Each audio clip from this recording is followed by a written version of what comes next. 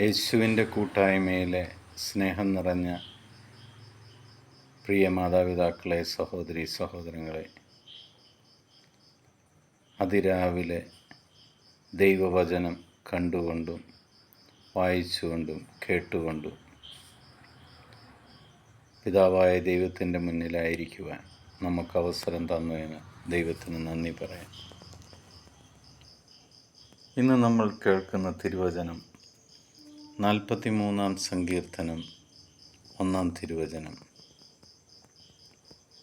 ദൈവമേ, എനിക്ക് നീതി നടത്തിത്തരണമേ, അധർമ്മികൾക്കെതിരെ എനിക്ക് വേണ്ടി വാദിക്കണമേ, വഞ്ചകരും നീതിരഹിതരും ആയവരിൽ നിന്ന് എന്നെ മോചിപ്പിക്കണമേ.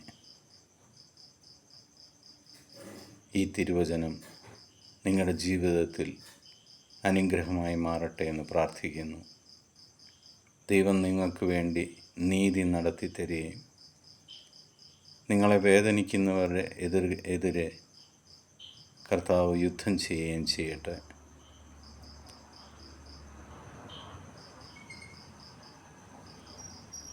എല്ലാവിധ അനുഗ്രഹങ്ങളും ദൈവസന്നിധിയിൽ നിങ്ങൾക്കുണ്ടാകട്ടെ.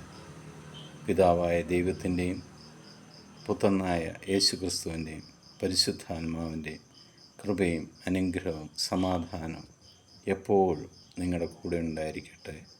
ഈശോ മിശിഹായ്ക്ക് സ്തുതിയായിരിക്കട്ടെ.